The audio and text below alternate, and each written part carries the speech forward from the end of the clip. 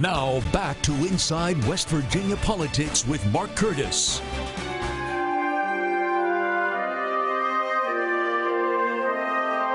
Welcome back to Inside West Virginia Politics. What's the old saying? Don't mix discussion of religion and politics. We're going to break that commandment today. We are joined by Rabbi Victor Urecki from B'nai Jacob here in Charleston, along with Canon Vinson, who's at St. John's Episcopal Church. And we're talking about the reason for the season. We don't want to get lost in all the commercialism of Christmas and the holidays. There's religious significance both from a Christian and Jewish point of view, so we want to talk about that a little bit today. Well, and like Mark said, the reason for the season, I wanted to start out by asking both of you, what's your favorite part of this season? And I feel like everyone has their own favorite. Can I go first? Well, to be honest, probably butter cookies. But as far as the celebration is concerned, I really do like the Midnight Mass on Christmas.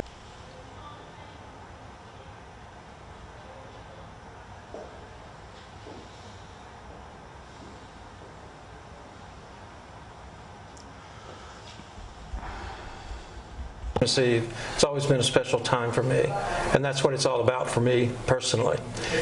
And butter cookies. And butter cookies. Do they serve butter cookies at B'nai Jacob? No, we usually have what's called potato pancakes or latkes. Latkes, okay. But my favorite time is really the fact that it is a very minor Jewish holiday. So we get to enjoy our family without a lot of the trappings of the concern of getting everything ready for a major holiday like Christmas. We have other major holidays. Hanukkah is a very small holiday. And it's just by coincidence they coincide. There's no significance. It's like real estate. Location, location, location. Yeah. Hanukkah happens to fall right around Christmas time. Yeah. And the significance of Hanukkah is, for folks that aren't of the Jewish faith, briefly explain. In a 30-second soundbite, it was a historical event that occurred about 2,100 years ago when the Jewish people temporarily lost their homeland, the land of Israel.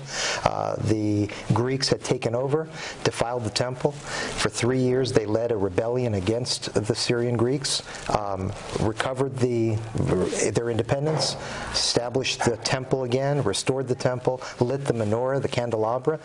And that's it. It's a minor holiday, and it would have remained a minor holiday if it wasn't for the American experience of inclusivity. And obviously, a lot of people do know about Christmas, but what's your message to your congregation? Or I guess what's both your messages during this time? Well, I like to remind the congregation that the name tells us what it is. It's the Christ Mass. So it's not all the hoopla, it's not all the shopping, it's not all the baking. It is a celebration of great joy at the Nativity. It's also not Jesus' birthday. It's just a celebration of the fact of Jesus being born into the world. So that's really what I'd like to focus on for my congregation. But you know, Christianity is a big outfit, and since the Protestant Reformation, there are all kinds of views about Eucharist, Holy Communion, the Lord's Supper, and so forth. And so for many Christians, there's not really a reason for the Christ Mass, but there is a reason to celebrate. And they have continued to do that all through the years in various different ways. But I think I've seen more changes in the manner of celebrating the American Christmas, secular as it is, during my lifetime than there have ever been in history, probably. I want to deviate from the season for a moment. Something very profound happened this year, the final day of the legislature.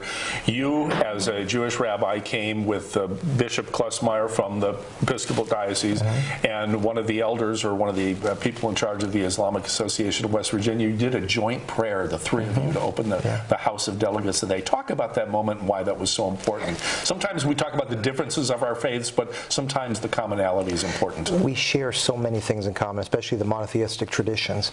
And again, as I mentioned earlier, Hanukkah is such a minor holiday. And it would have remained a minor holiday if not for the idea of America, of inclusivity, about bringing people together.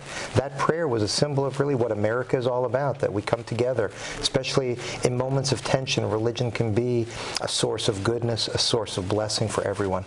You know, I feel like in general the country is at a tense place right now, and there's a lot of talk about that.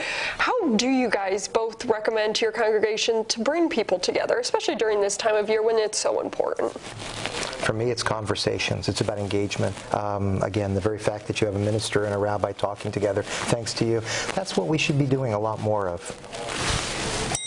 Befriend neighbors, whether they are of your faith or not of your faith, And don't be afraid to talk about religion in an open and civil manner, because there's so much interesting about all of our different traditions. And it's just wonderful to have that rich diversity and the opportunity to learn new things from people that we're around.